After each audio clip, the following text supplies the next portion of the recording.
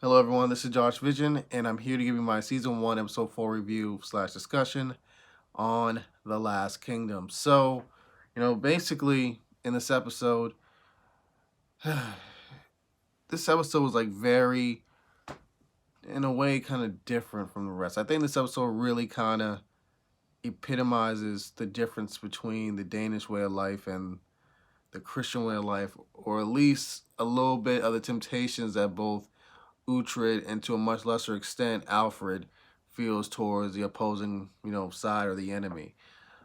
This episode is all about Uhtred's choices, well, the consequences of his choices.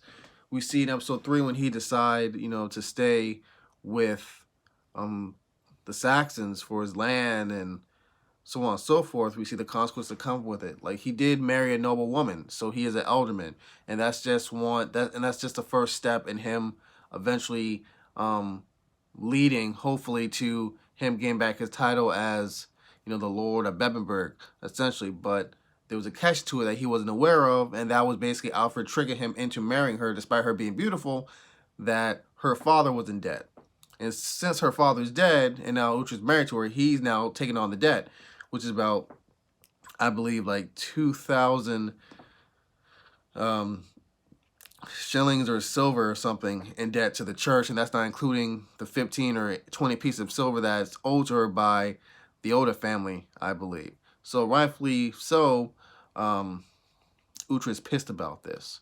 So while this is going on, I believe that eventually, once he gets to calm down, him and his wife do fall for each other, and then we get like a flash forward 9 months later. And during this, and after the 9 months later, we see his wife visibly pregnant, about to give birth anytime now, and we see Uhtred, Leofric, and basically their little allies observing Guthrum and his army, making their way back, back into England. So once this happens, we see Leofric and Uhtred return to Wessex, and basically Uhtred kind of punks the elder, the elder Oda and the younger Oda to give back the money that they owe his wife Mildred. And after that, we see Uhtred and Mildred depart. We see them depart like happily, and she basically is like, you could tell they really do love each other at this point in time. So when Uhtred departs with Leofric and the rest of the army led by Alfred, we have this scene in the chapel in which Alfred's wife is saying that she feels sorry for Mildred that she had to marry, a heathen, so on and so forth, acting like an a-hole, which is understandable to a certain extent due to the animosity between both sides, but still, it's like he is like converted. Well, he is on your team now, so it's still kind of seeming kind of heartless to me, but whatever. And Mildred felt the same way, you could tell by her reactions. And yeah, after that, we see Uhtred confront Alfred about him deceiving him. And Alfred points out, much like the bishop, that it wasn't a secret and that basically is like another test. It's like yet another test Alfred is putting Uhtred through to prove his loyalty. And I think that you can understand Uhtred's frustration, about all these tests, test after test after test. But at the same time, you can understand Alfred's, you know, opinion on things because it's like, you are a Dane, and we've been finding you guys for decades. So I have to have reassurance here, and I want to make something bigger, like England and like one king, so on and so forth. And I don't want anything like ruining my plan. So both men have an end goal here, and they're both very stubborn, but they're both very intelligent. So obviously, they're going to be clashing over and over again. Um, I believe after that little scene, we see.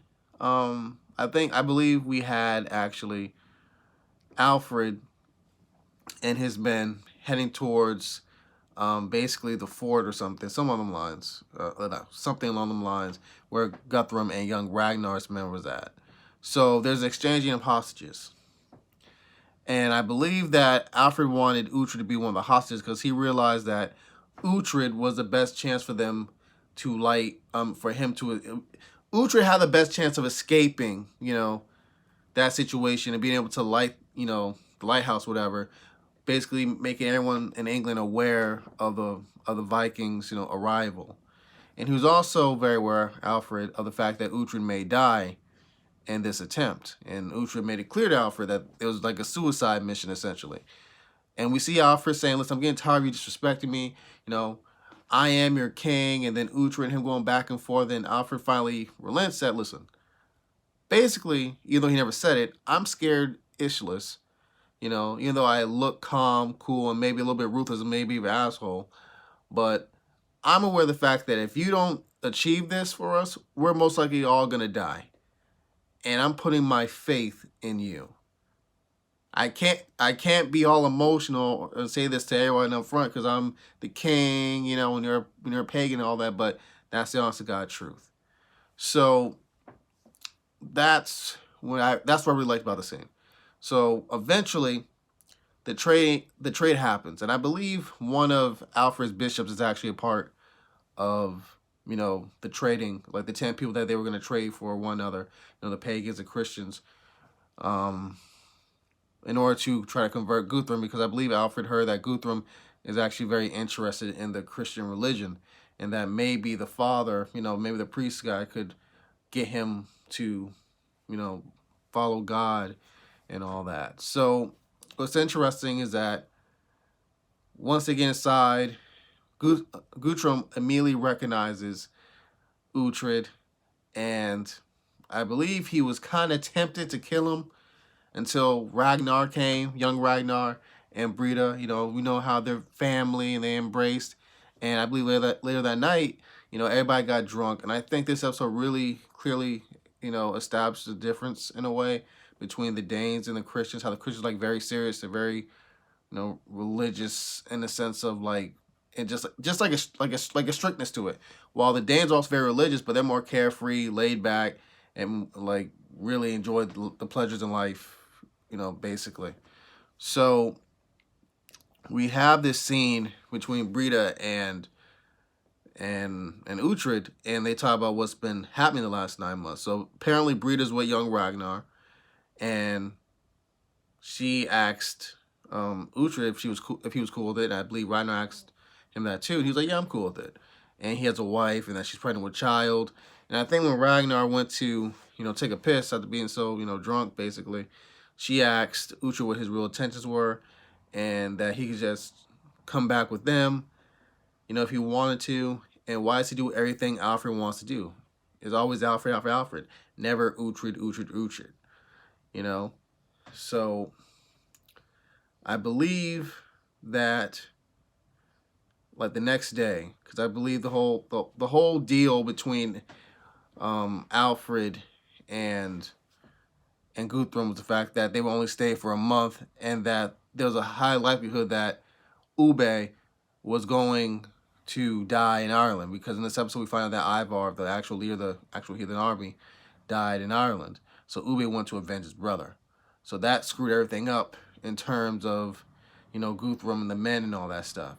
So, like I mentioned before, Alfred gave him a month to leave, but ironically, good news came to them, and Ube and his men were apparently successful in avenging Ivar. Now they're on their way with Guthrum's full amount of, ships and men, plus Ube's. So with that being the case, Guthrum basically gave the signal to everybody, basically to kill all the Saxon prisoners.